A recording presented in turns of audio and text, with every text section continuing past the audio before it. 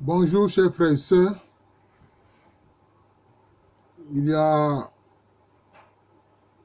un de mes auditeurs qui a pensé que je n'ai pas fait de vidéo de proposition qui concerne la Côte d'Ivoire ou même l'Afrique en général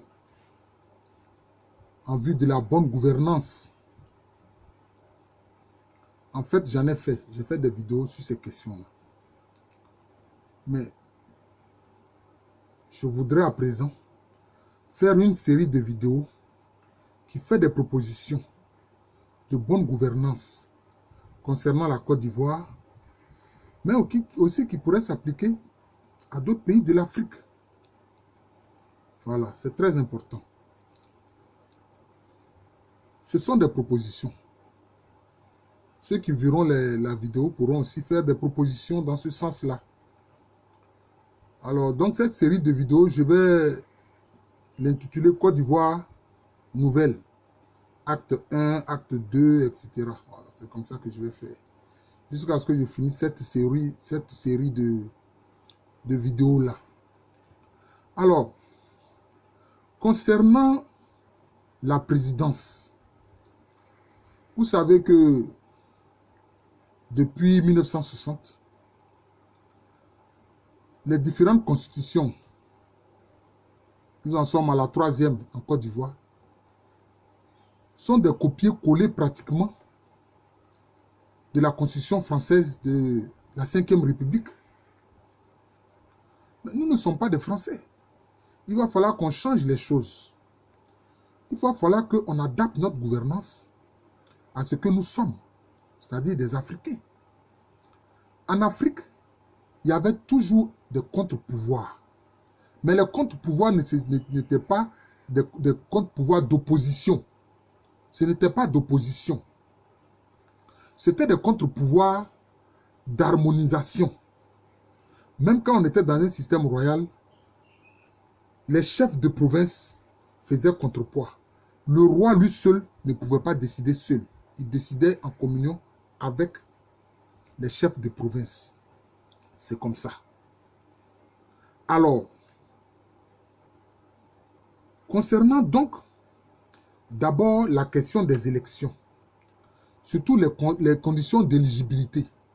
Mais il n'est pas normal que quelqu'un qui est un candidat, parce qu'il occupe en ce moment T là, la présidence de la République, il met des conditions d'éligibilité à sa guise.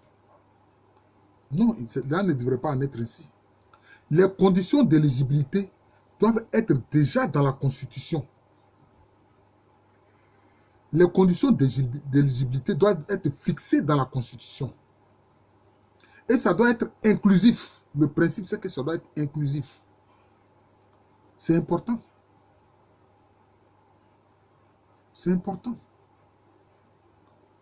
Par exemple, les conditions financières, il faut déposer une caution. Mais il faut faire en sorte que le plus grand nombre de citoyens ne soient pas freinés par la question de la caution à verser. Quand on dit une caution de 50 millions, c'est lui qui va verser 50 millions pour une caution pour un candidat. Mais c'est que c'est un multimillionnaire. Mais dans la société ivoirienne, il y a combien de multimillionnaires? Non. La caution doit être d'un montant où, je peux dire, au moins 80% des citoyens puissent être candidats. Voilà. On peut fixer ça même à 500 000 francs ou 1 million. Parce que le problème, c'est quoi? C'est de trouver quelqu'un qui va bien diriger le pays. Ce n'est pas de trouver quelqu'un qui a de l'argent. Nous ne sommes pas dans une oligarchie, nous sommes dans une république. Voilà, c'est très important. Deuxième chose, cette question des parrainages. C'est sorti d'où? Est-ce que c'est dans la Constitution? Ce n'est pas prévu par la Constitution. Il faut élaguer cette affaire des choses de parrainage. Parce que quelqu'un peut ne pas avoir de parrainage. Mais pendant la campagne, il peut se montrer plus convaincant que même quelqu'un qui a eu, je ne sais pas, 100 000 parrainages. Parce que le peuple écoute ceux qui parlent quand ils font campagne. Donc vous voyez, l'essentiel c'est de trouver un bon dirigeant, un bon président. C'est de ça qu'il s'agit. Donc je trouve que c'est très important. Voilà, c'est très important. Troisième chose, Ce système présidentialiste, où le président a pratiquement tous les pouvoirs, il a le contrôle de l'administration, il a le contrôle de l'armée, il a le contrôle de la police et de la gendarmerie, il a le contrôle des finances, etc. Il faut qu'on mette fin à cela. Il faut qu'on mette fin à cela. Il faut que déjà dans notre constitution, on mette fin à cela. Il faut limiter les pouvoirs du président de la République. C'est pour ça que moi, je propose un système, je peux dire, qui n'est pas totalement un système parlementaire, mais qui n'est pas totalement un système présidentiel. Je veux dire que quand le président est élu, il y a deux possibilités. On peut faire en sorte que le président soit élu directement au suffrage universel, mais on peut faire en sorte que le président soit élu par le Parlement. Ça aussi, c'est une possibilité. Évidemment, si le président est élu par le Parlement, dans ce cas-là, on fait d'abord les élections législatives. Et puis maintenant, le Parlement va choisir celui qui va être le président de la République. Ouais. Alors, si le Parlement choisit le président de la République, dans ce cas-là, je suppose que le parti qui a la majorité des députés, c'est ce parti-là qui va choisir le président. Il n'est pas question qu'après les élections, il y ait des alliances entre partis pour bouleverser les choses. Non. Ça ne doit pas être permis dans la Constitution. Le parti qui a eu le plus de parlementaires, c'est ce parti-là duquel sans doute va sortir le président de la République, mais pas forcément.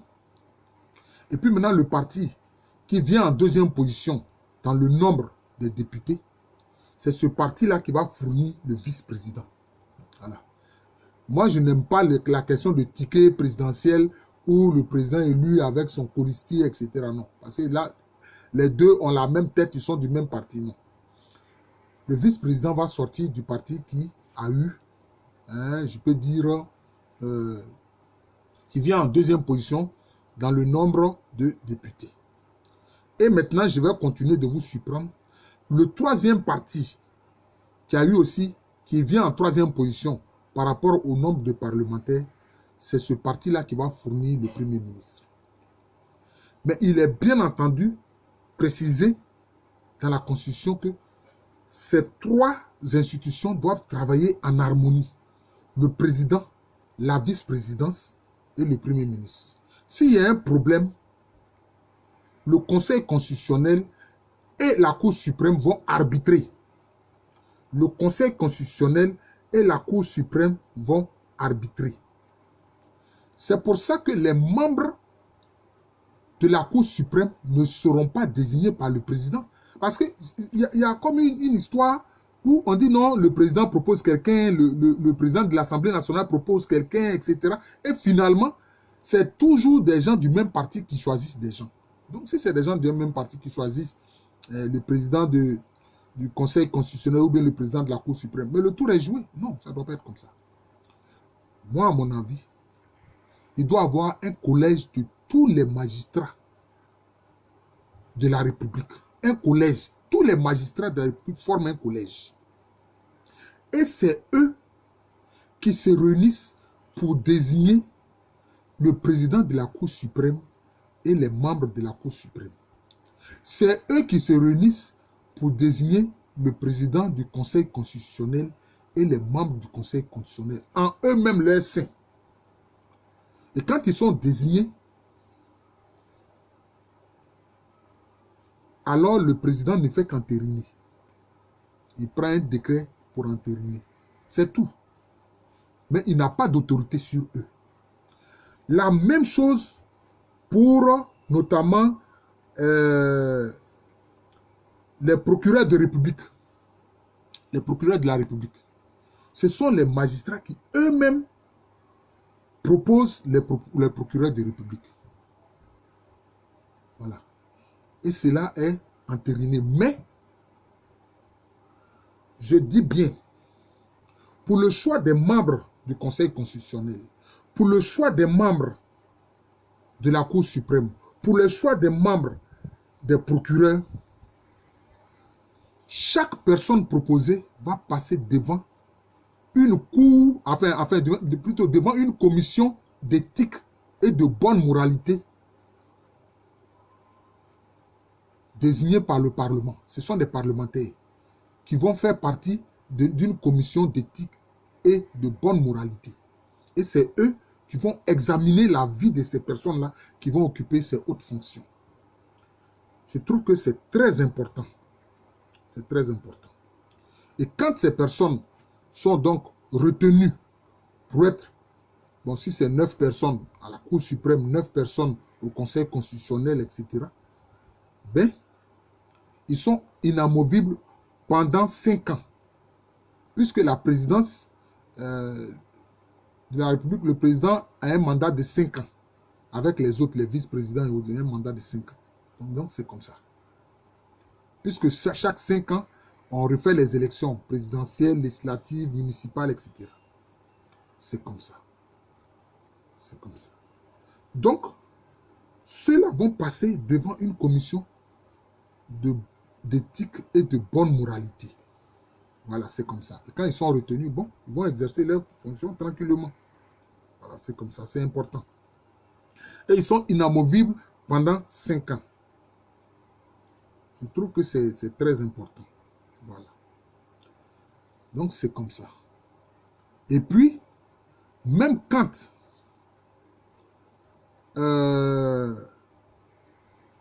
pour le choix, par exemple, chaque 5 ans, pour le choix des membres de la commission électorale indépendante, les membres de la commission électorale indépendante, là, à ce niveau-là,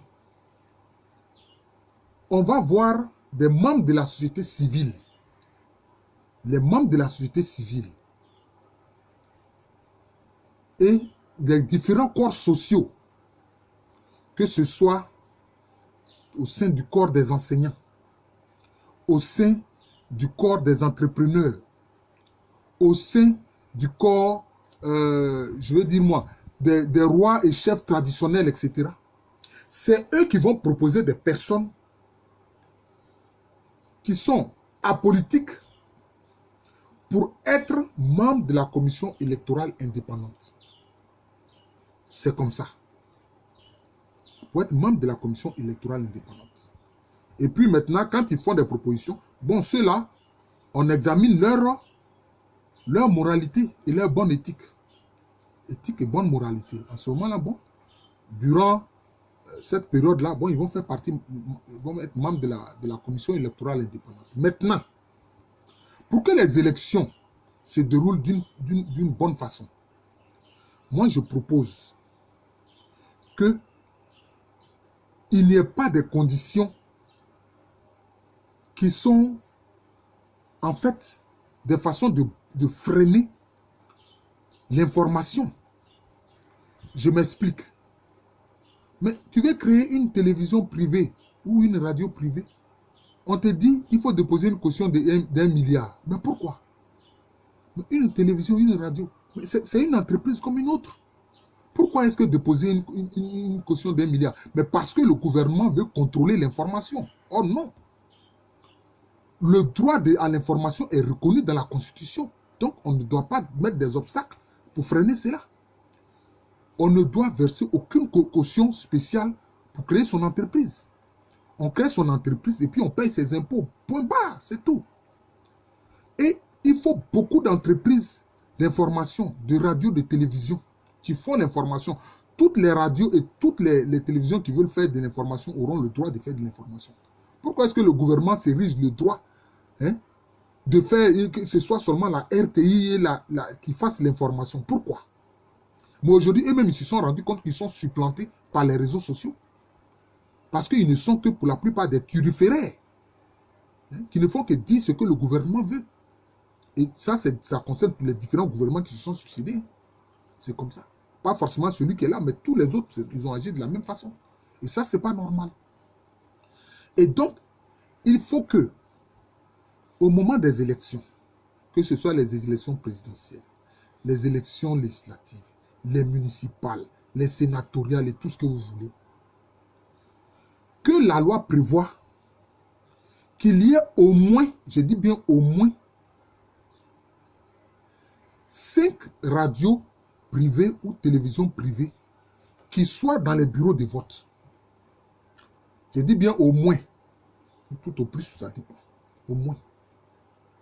Et dans les bureaux de vote, les radios privées et les télévisions privées vont relayer l'information. Donc, tout ce qui va se passer dans le bureau de vote là, l'information est donnée par ces 5 radios privées et 5 télévisions privées au moins. Ainsi, il sera difficile de contester. Il sera difficile que les CI locales envoient des informations qui peuvent être bonnes ou tronquées et que la commission électorale centrale puisse dire autre chose. Non. Si les bureaux dans les différents bureaux de vote, les radios privées, les télévisions privées ont dit la même chose, le bureau central de la CEI, de la commission électorale indépendante, ne peut pas dire autre chose. Et de toutes les façons, comme elle sera constituée par des gens qui sont sortis du corps de la société civile et qui ne sont pas des politiciens, les politiciens vont, les partis, les politiciens vont mettre des membres comme observateurs. C'est tout. À la CEI, ils seront simplement des observateurs pour voir que tout se passe bien. Voilà. Donc, ça c'est la première vidéo que je fais sur cette série de vidéos que je compte faire sur vraiment la bonne gouvernance. Voilà. Sur la bonne gouvernance. Je vais faire donc d'autres vidéos toujours sur la bonne gouvernance. Au niveau, par exemple, de la gestion du trésor, au niveau des postes importants, de l'administration, même à la tête des universités, etc. Je vais faire des propositions. Donc ça, c'est la première vidéo que je fais sur Côte d'Ivoire Nouvelle, bonne gouvernance, acte 1. Côte d'Ivoire Nouvelle, bonne gouvernance, acte 1. Il y aura acte 2, acte 3, etc. Je vous remercie. Je suis le professeur Alou Kwame Rémy, professeur titulaire d'histoire à l'université Félix Houphouët-Boigny, une université qui est à Abidjan. C'est en Côte d'Ivoire, un pays situé en Afrique de l'Ouest. Donc, on fait en sorte que le président n'ait pas la latitude de faire tout ce qu'il veut. Voilà. Voilà. Même quand les ministres sont proposés, on voit leur moralité. Les gens qui sont de bonne ou mauvaise moralité ne doivent pas occuper des postes en Côte d'Ivoire et partout ailleurs en Afrique. Voilà. Voilà. Donc, je ferai aussi d'autres vidéos, comme je l'ai dit, sur d'autres questions. Sur, par exemple, la question des marchés publics, etc. Voilà. Je vous remercie. Je vous souhaite une très bonne journée.